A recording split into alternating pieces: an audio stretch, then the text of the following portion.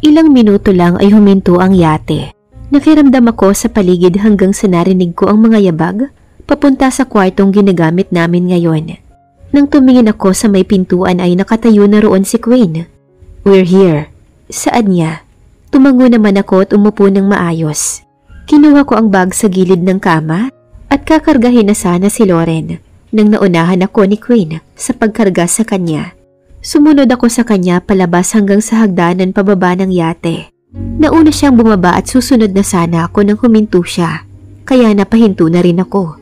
Nilingon niya ako at inilahad ang isang libreng kamay sa akin. Isang kamay naman ang gamit niya sa pagkarga sa anak ko. Hindi ko na sana tatanggapin ang kamay niya, pero napahawak ako sa kamay na yun nang bigla na lang humampas ang malakas na alon at umalog ang hagdanan.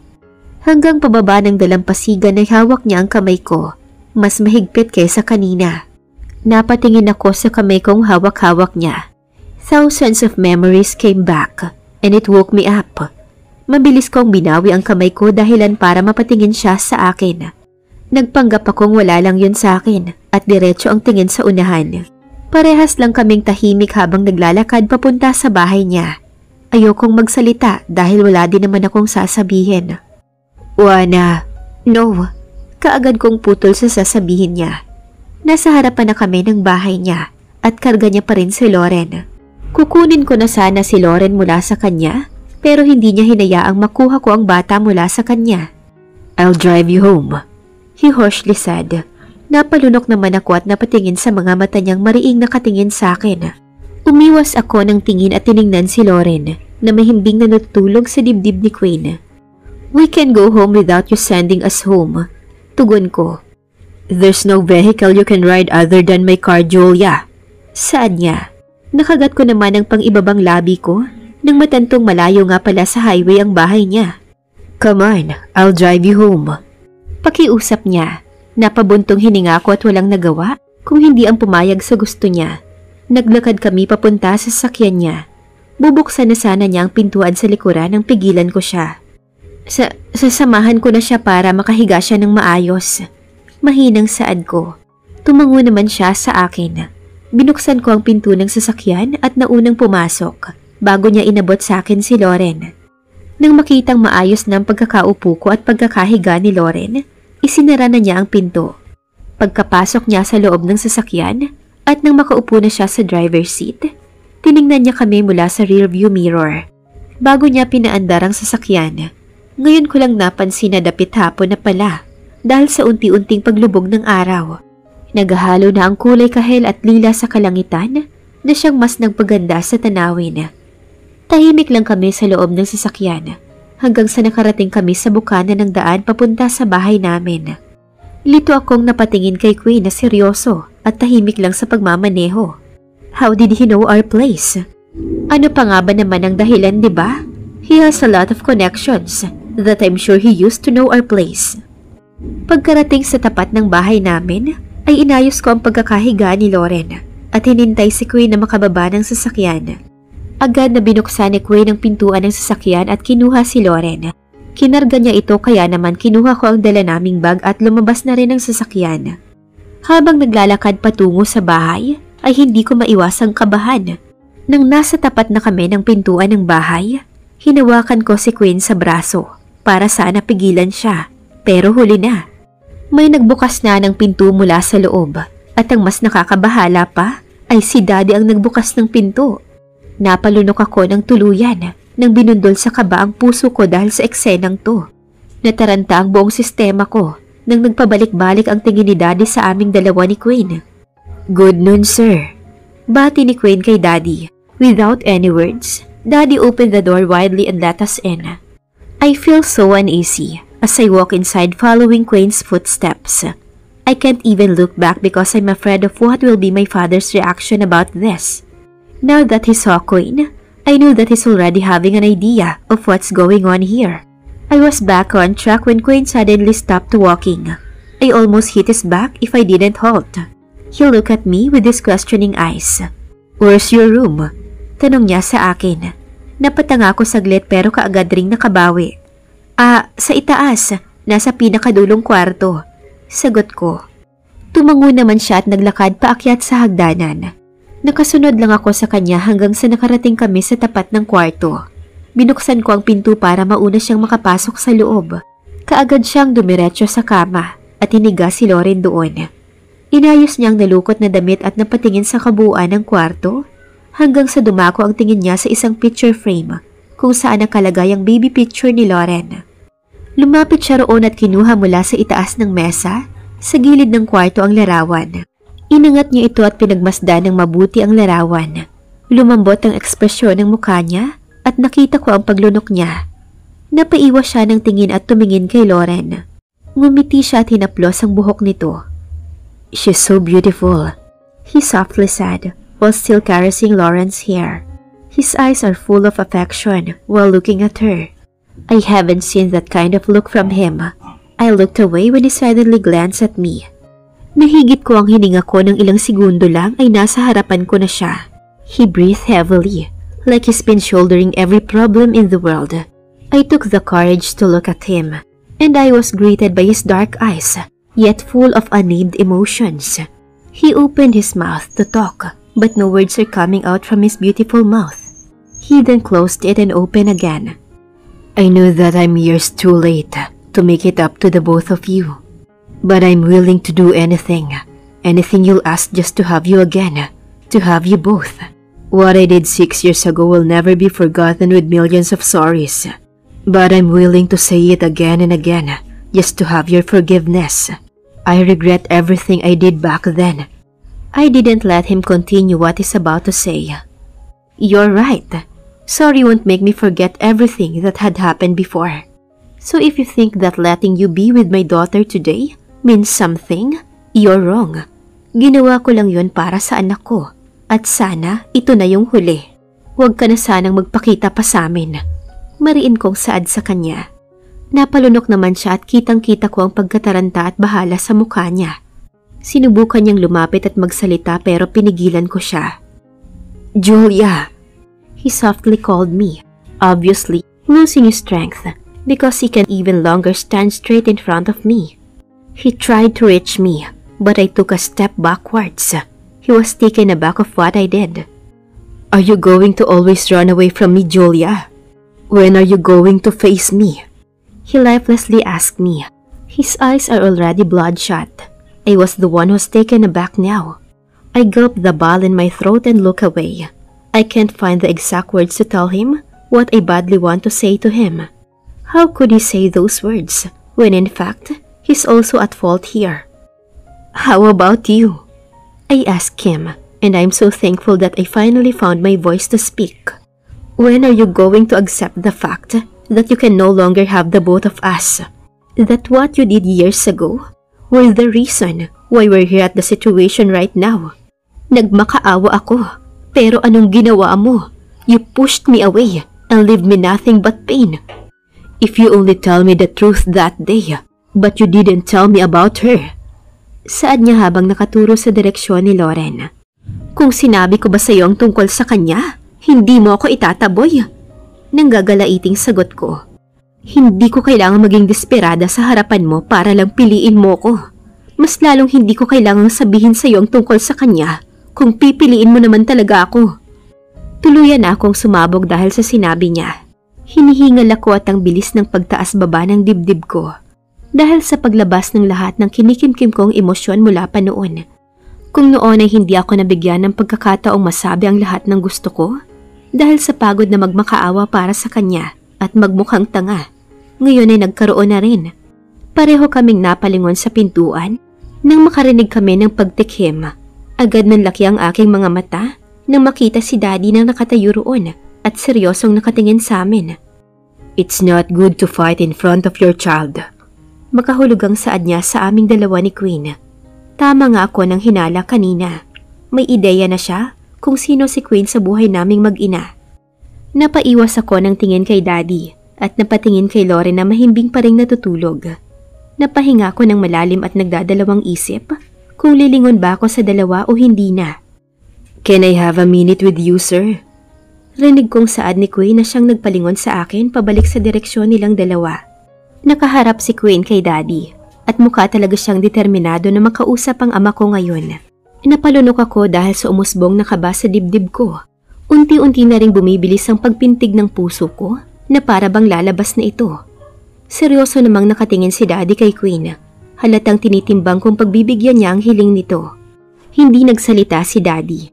Tumikhim lang siya at tumalikod paalis. Nang hindi ko na siya makita, bumaling naman ako kay Queen, na ngayon ay puno ng pag-aalinlangan habang nakatingin sa akin. Tinitigan ko lang siya sa mga mata niya at sinusukat kung ano ba ang plano niya. Siya ang unang umiwas ng tingin at umayos sa pagkakatayo. "I'll just talk to him," saad niya sa akin. Nang wala siyang nakuhang sagot ay umalis na siya at sumunod kay Daddy. Napabuga ko ng hangin matapos niyang umalis sa harapan ko. Hindi ko alam kung kanina pa pala ako nagpipigil ng hininga. Napayuko ako at humugot ng hangin ng ilang beses bago ako dahan-dahang naglakad papalapit sa kama kung saan nakahiga si Loren. Umupo ako sa gilid ng kama at hinaplos ang malambot na buhok ng anak ko. Muli akong napabuntong hininga at napatingin sa gilid kung saan makikita ang malaking bintana na gawa sa salamin. Nagtagumpay na ang dilim na maagaw ang liwanag. Unti-unti na ring sumilip ang mga bituin sa kalangitan. Tumitingkad na rin ang liwanag ng buwan na medyo natatabunan na ng mga ulap sa kalangitan. Tahimik ang gabi pero hindi ang isip ko. Nag-uumpisa pa lang ang gabi pero ang lalim na ng iniisip ko at kung saan-saan na ito umaabot. Bakit niya kaya gustong kausapin ng daddy ko? Is he going to ask my dad to give Loren to him? Sasabihin niya kaya ang dahilan kung bakit at paano kami nagkakilala? Ang totoong dahilan kung bakit mas pinili kong tumakbo papalayo sa kanya kaysa ang piliing manatili sa tabi niya? What is he going to do now? What is running on your mind, Queen? Unti-unti na naman akong kinabahan at hindi mapakali sa naiisip ko. Sinubukan kong hawakan ang kamay ni Loren para kahit papaano maibsan ang kaba ko at kumalma ng kaunti. Pero laking dismay ako nang hindi man lang iyon nabawasan. Mas lalong naghumirentado ang buong sistema ko. Nakagat ko ang pangibaba kong labi at napatayo mula sa pagkakaupo ko sa kama. Lumayo ako roon at naglakad papunta sa bintana. Tinigil ko ang pagkagat sa labi ko at ang kuko ko naman ang napagdiskitahan. Marahan kong kinagat-kagat iyon para mabaling ang isip ko sa ibang bagay. Pero habang tumatagal, mas lalo akong nag-iisip. Medyo humupa ang kaba ko nang humampas sa akin ng malamig na panggabing hangin. Napayakap ako sa sariling mga braso nang nanunuot sa balat ko ang lamig. Isinara ko ang bintana. Pagkatapos ay nagpabalik-balik na naglalakad at hindi mapakali. Nasa ganoon akong sitwasyon nang bigla na lang nagising si Loren at tinawag ako. Kung hindi pa niya hinigit ang suot kong damit ay hindi ko pa siya pagtutuunan ng pansin. "Mommy, are you okay?" Nag-aalala niyang tanong sa akin gamit ang inaantok pa niyang boses. Lumamlam naman ang mga mata ko at lumapit sa kanya. Umupo ako sa gilid ng kama at hinaplos ang buhok niya. Sinundan ng tingin ng mga mata ko ang kamay kong kasalukuyang hinahaplos ang buhok niya. Tumango ako at tipid na ngumiti sa kanya. "Yup, Mommy's okay baby," sagot ko sa kanya. Pinagmasdan ko lang ang mukha ng anak ko at minememorya ang buong mukha niya. Unang tingin pa lang ay hindi talaga maipagkakailang anak siya ni Queen. Kaya siguro sa unang pagkikita pa lang nilang dalawa ni Queen ay nagsuspetsa na kaagad ang lalaki na anak ko si Loren at nakumpirma niya iyon nang dumating ako sa klinik. Matalino siyang tao at hindi na rin mahirap sa kanya para pagtagpi-tagpiin ang mga nangyari. Inaputo lang iniisip ko na makarinig ng isang katok mula sa pintuan. Sabay kaming napalingon ni Loren at nakita si Edna na nakatayo roon. Kaagad siyang ngumiti nang magtagpo ang mga mata naming dalawa. "Dinner na po," saad niya. Tumango naman ako. "Susunod kami. Salamat, Edna." "Sige po." Pagkaalis ni Edna ay si Loren naman ang binalingan ko ng tingin. "Let's go?" Aya ko sa kanya. Hinawakan ko ang kamay niya at inalalayan siyang makatayo sa kama. "Careful," sabi ko habang inaalalayan siyang bumaba. Pagkalabas namin ng kwarto ay sobrang tahimik sa buong bahay. Habang naglalakad kami sa pasilyo ay hindi ko maiwasang mapatingin sa isang pintuan na patungo sa opisina ni Daddy. Are they finished talking? Hanggang sa makarating kami sa kusina ay hindi ako mapakali. Pero hindi ko na lang yon pinahalata kay Loren at baka mag-alala pa siya sa akin. Wala pa si Daddy sa hapagkainan, kaya malamang ay nag-uusap pa rin silang dalawa. And God knows kung ano ang mga sinabi ni Queen kay Daddy. Wala na akong kailangang gawin dahil nahanda na ni Edna ang mesa at nakahain na rin ang mga pagkain. Pinaupo ko si Lauren sa isa sa mga upuan at nilagyan ng table napkin ng kandungan niya. Hindi pa ba lumabas si Daddy sa opisina niya? Tanong ko kay Edna habang inaasikaso si Lauren. Hindi pa po eh, sagot naman niya. Tumungo ako at naglakad papunta sa ref para kumuha ng tubig. Nang mapansing tanging orange juice lang ang meron. Binuksan ko ang ref at kinuha ang isang pitsil ng tubig. Kamuntikan ko nang mabitawan ng babasaging pitsil nang marinig ang boses ni Lauren at tinatawag si Queen. That Mr. Thing will really give me a heart attack anytime soon. Are you gonna join us? Excited na tanong ni Lauren sa kanya. Huminga ako ng malalim at humarap sa kanila. Naglakad ako papunta sa mesa habang iniiwasang mapatingin kay Queen at tumayo sa gilid kung saan nakaupo si Lauren. Kinuha ko ang baso ni Lauren at sinalina nito ng malamig na tubig. Agad na pinutol ni Daddy ang sasabihin niya. Join us, Queen. Saad ni Daddy na labis na nagpagimbal sa akin. Gulat akong napatingin kay Daddy at napaawang ang bibig nang magtama ang tingin namin. Hindi ako makapaniwalang niyayaya niyang kumain ng hapunan si Queen, lalo pat kakatapos lang nilang mag-usap. Nag-alinlangan namang napalingon sa akin si Queen at napatikhim nang makita ang klase ng tinging ibinigay ko sa kanya. Ano ba ang pinag-usapan at sinabi niya kay Daddy? At wala itong tutol sa pananatili niya rito, lalo na ang kumain ng hapunan. Umiwas siya ng tingin at nilingon na lang si Lauren, na ngayon ay sobrang laki ng ngiti habang nakatingin sa kanya. Tipid naman siyang ngumiti pagkatapos ay pumayag sa paunlak ni Daddy habang hindi pa rin inaalis ang tingin kay Lauren. Naging tahimik ang simula ng hapunan namin. Tanging ang mga tunog ng kubyertos ang maririnig sa buong hapagkainan. Nang patapos na kami sa pagkain, siya namang pagdaldal ng anak ko. Kaya matagal kaming nanatiling nakaupo sa hapagkainan at pinapakinggan ang bawat sasabihin niya. Napansin ko namang aliw na aliw ang dalawang lalaki sa daldal niya. Lumipat sila sa sala na mag-umpisa na kaming magligpit ng mga pinagkainan. Kahit nasa kusina kami at nasa sala sila, rinig ko pa rin ang masiglang boses ng anak ko habang nagkukwento. Napapangiti na lang ako sa tuwing tumatalo ng puso ko sa saya sa hindi ko malamang dahilan. Hindi ko alam kung gaano katagal na nagsasabon ng baso kung hindi pa ako tinawag ni Edna. Napalingon ako sa kanya at kaagad na nakita ang malisyosya niyang tingin sa akin. Kumunot ang noo ko dahil sa reaksyon niya. Kaya lang dahil doon ay itinaas baba naman niya ang kilay niya. Hindi inaalis ang pagngisi sa akin. Napairap ako sa kanya at hindi na iwasang mapailing. Pinagpatuloy ko na lang ang paghuhugas ko ng mga baso kahit pa sunod-sunod na ang pagtikim ni Edna sa gilid ko.